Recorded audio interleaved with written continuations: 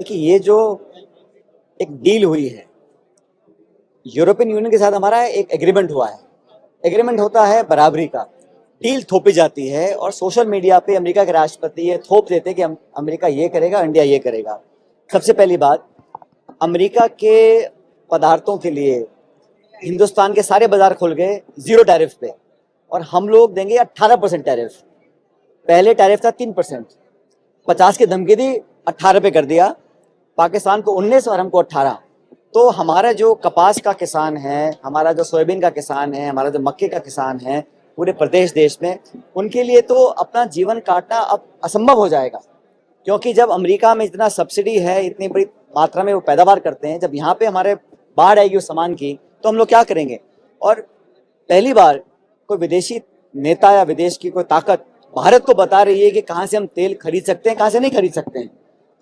भारत कोई छोटा टापू नहीं है, इतना बड़ा मुल्क है, और कैसे अमेरिका हमको बताएगा कि आप रूस से नहीं तेल ले सकते हो या वेनेजुएला से ले सकते हो। ये निर्णय हमारा है। ये एनर्जी सिक्योरिटी, हम 83% अपना ऑयल और गैस इंपोर्ट करते हैं, हम कहाँ से लेंगे, किस दाम पे लेंगे, ये निर्णय हमारा है। ये हम पे थोपा गया है। और कहीं ना कहीं, जैसा राहुल जी बोल चुके हैं, हम सब जानते हैं कि सरकार की कुछ कमजोरियां हैं। सरकार कहीं ना कहीं कॉम्प्रोमाइज्ड है। नहीं तो इतना होशोवास में पहले भी गैर कांग्रेस सरकारें रही हैं, किसी सरकार ने किसानों की बलि नहीं चढ़ाई है। इस बार जो किया है किसानों के साथ, जो धोखा दिया गया है उनको, मैं समझता हूं उनके भविष्य को अंधकार में धकेला गया है, उसके सरकार जिम्मेदार है। कांग्रेस पार्टी और तमाम जो इंडिया अलायंस के दल हैं इसका विरोध करेंगे। संसद में हम लोगों ने किया, संसद के बाहर करेंगे। राहुल गांधी जी अभी मध्य प्रदेश गए थे, कल पंजाब में थे, राजस्थान भी आएंगे, खड़गे साहब भी कर रहे हैं, पूरी पार्टी।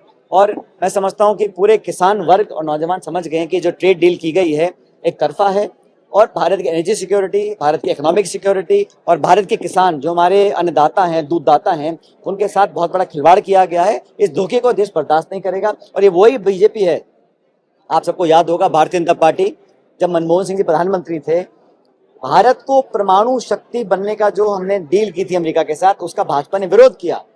एफडीआई का विरोध किया, एफडीआई इन रिटेल में विरोध किया, एफडीआई डिफेंस में विरोध किया। तो सब विरोध करते थे। अब सरकार में आके पूरे कॉम्प्रोमाइज होके आप अपनी गलतियां छुपाने के लिए डोनाल्ड ट्रंप की जो एक तरह की एक तरफा कार्रवाई है उसको स्वीकार किया है। इसके हम लोग खिलाफ रहेंगे। मुझे लगता है भारत सरकार को तुरंत प्रभाव से पूरी ताकत लगा के हमारे जो नागरिक विदेश में फंसे हुए हैं उनको वापस लाना चाहिए। काफी राजस्थानी भी हमारे फंसे हुए हैं अलग अलग खाड़ी के मुल्कों में, उनको लाने के लिए तुरंत प्रयास करने चाहिए। और वहाँ की सरकारों से बात कर कर यातायात के या साधन उपलब्ध कराकर उनको बुलाएं, ताकि हमारे लोग वापस सुरक्षित आ सकें। जो हालात उत्पन्न हुए हैं बड़े चिंताजनक हैं। बहुत जल्दी घटनाक्रम बदला।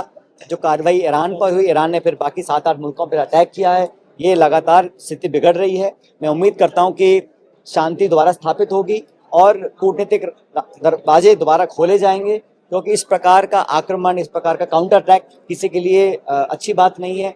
और भारत एक बहुत बड़ा मुल्क है, काफ़ी कुछ हम लोग खाड़ी से, बाकी देशों से आयात करते हैं, तेल के दाम बढ़ रहे हैं, पूरी दुनिया में एक अनिश्चितता बनी हुई है। तो ये जो हो रहा है, ये इजराइल अमेरिका ने जो एक्शन लिया, मैं समझता हूँ इस पर कहीं ना कहीं विराम लगना चाहिए, क्योंकि युद्ध का लाभ किसी को नहीं है। अनिश्चितता पैदा होती है और भारत को एक सक्रिय भूमिका निभानी चाहिए शांति स्थापना करने की दिशा की ओर। ठीक है सर, अभी अजमेर में प्रधानमंत्री ने आईएनसी और एमएनसी का बयान दिया। प्रधानमंत्री जी का जो बयान था बहुत दुर्भाग्यपूर्ण था। देश के सर्वोच्च पद पर बैठकर प्रधानमंत्री जी इस प्रकार की भाषा का प्रयोग करते हैं, वो पहली बात तो सत्य से बहुत परे है। दूसरी प्रकार, इस प्रकार के शब्दों का प्रयोग करना, दूसरे दलों पर लांछन लगाना, बहुत ही मैं समझता हूँ अनपार्लियामेंटेरियन है, उसकी मैं भर्त्सना करता हूँ। और उन्होंने जो कहा सिर्फ और सिर्फ बंगाल और केरला के चुनावों को देखकर कहा है, और ये आरोप पहले भी लगा चुके हैं। पहले छोटे मोटे नेता लगाते थे, अब प्रधानमंत्री खुद के बोल रहे हैं। प्रधानमंत्री किसी मंच पे खड़े होकर अपने पिछले 11 सालों की रिपोर्ट कार्ड नहीं बता रहे हैं। वो नहीं बता रहे कि ट्रंप ने ऐसा क्या दबाव बना रखा है कि आप इस प्रकार के ट्रेड डील किसानों की एक तरह से उनको अंधकार में ढकेल रहे हो। ये नहीं बता रहे हैं कि आज जो बेरोजगार घूम रहे हैं उनका क्या समाधान है। और कांग्रेस में देखो, विरोध प्रदर्शन करना हमारा सबका अधिकार है। आपको विरोध पसंद हो या ना पसंद हो, लेकिन विरोध करने का अधिकार तो है।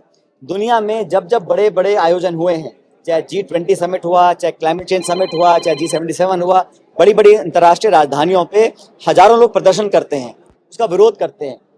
कितनों को जेल बंद किया जाता है, और 5-6 नौजवान, उनकी टी शर्ट और वो भारत की सुरक्षा के लिए खतरा बन गए, उनको जेल में डाला गया। कल उदय भान जो अध्यक्ष कांग्रेस पार्टी की यूथ कांग्रेस के हैं वो मौजूद भी नहीं थे, उन पर धारा लगाई गई हैं, उनको फिर हिरासत में ले लिया गया है। तो ये दमनकारी नीति, मतलब असहमति बर्दाश्त करने की कोई क्षमता ना हो, ये उस बात का एक परिणाम है। मैं भर्त्सना करता हूं और मैं समझता हूं कि भारत सरकार पूरी ताकत के साथ विरोधियों को, विपक्षियों की आवाज को दबाना चाहती है।